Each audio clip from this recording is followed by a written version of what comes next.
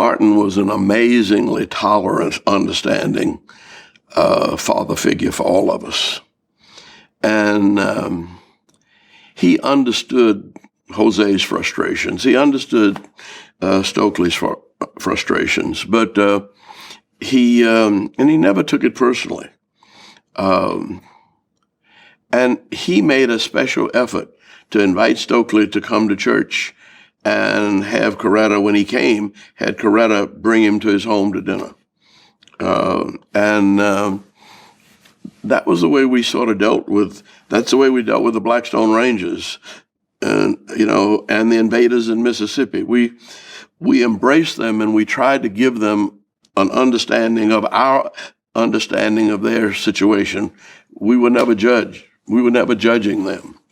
And it was necessary. I think one of the keys to nonviolence is you have to find a no-fault solution and a win-win way out.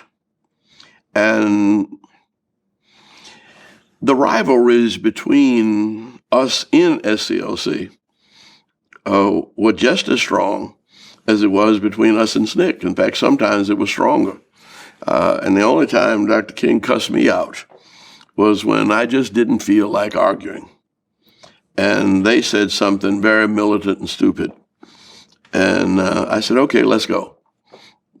If you're not scared, I'm not scared.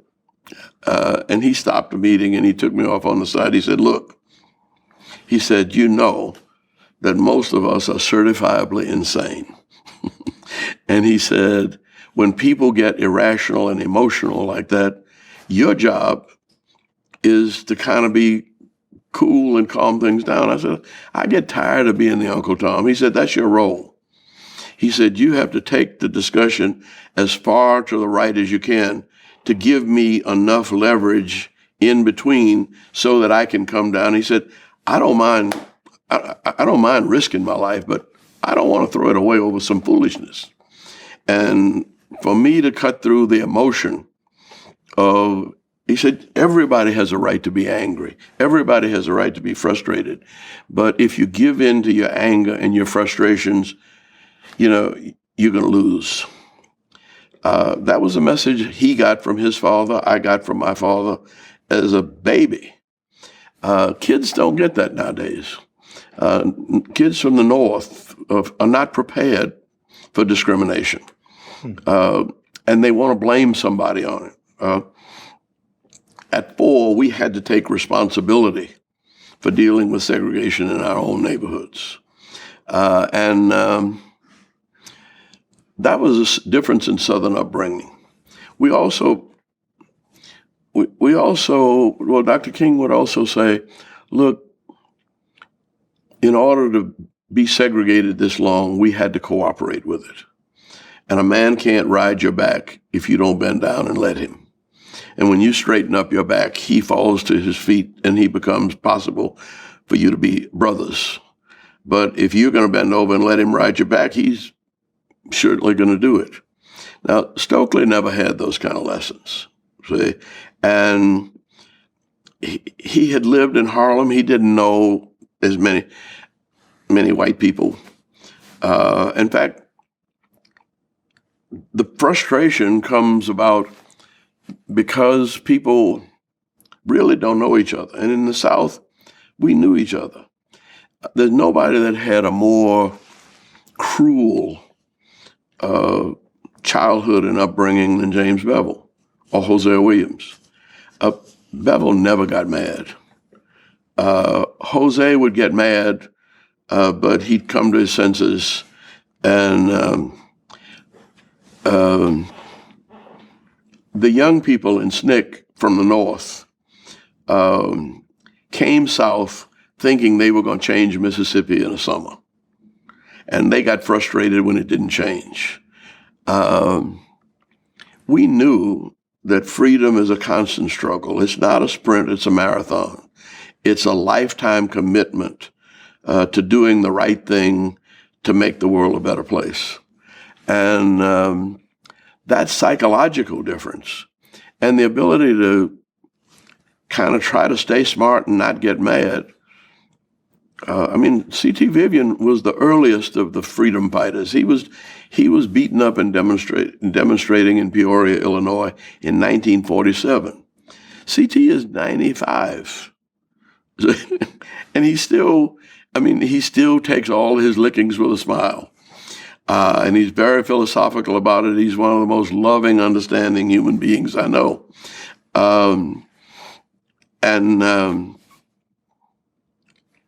Anger eats away at your own soul, and it hurts you. We started seeing the young, Stokely had a heart attack very young. It was his inability to control his anger and frustration. So you're killing yourself when you get mad. That's why my daddy told me over and over again, don't get mad, get smart. And he slapped me in the face like that, and he expected me to duck and dodge. But if I got angry and fought back, he'd give me a good whop. He said, when you lose your temper, you lose your head. And I mean, that was lessons beaten into me before kindergarten. And kids from the North and kids in the 21st century don't have that.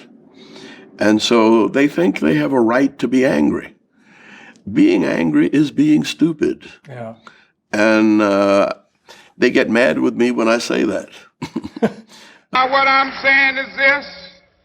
I would like for all of us to believe in nonviolence, but I'm here to say tonight that if every Negro in the United States turns against nonviolence, I'm going to stand up as a lone voice and say this is the wrong way.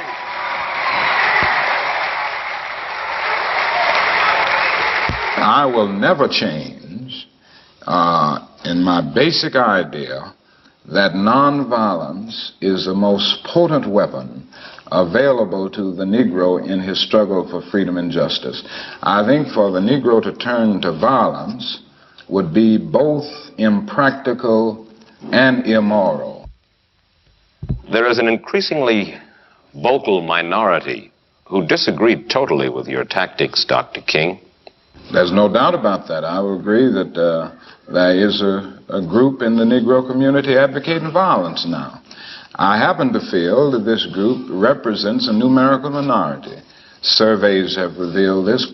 The vast majority of Negroes still feel that the best way to deal with the dilemma that we face in this country is through nonviolent resistance. And I don't think this vocal group will be able to make a real dent in the Negro community in terms of swaying 22 million Negroes to this particular point of view. And I contend that the cry of black power is at bottom a reaction to the reluctance of white power to make the kind of changes necessary to make justice a reality for the Negro. I think we've got to see that a riot is the language of the unheard. And what is it that America has failed to hear? It has failed to hear that the economic plight of the Negro poor has worsened over the last few years. How many summers like this one do you imagine that we can expect? Well, I would say this, we don't have long. The mood of the Negro community now is one of urgency, one of saying that we aren't going to wait, that we've got to have our freedom. We've waited too long.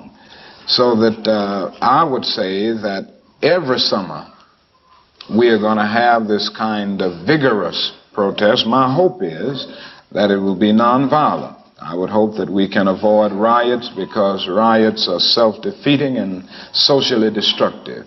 I would hope that we can avoid riots, but that we will be as militant and as determined next summer and through the winter as we have been this summer. And I think the answer about how long it will take will depend on the federal government, on the city halls of our various cities, and on white America to a large extent.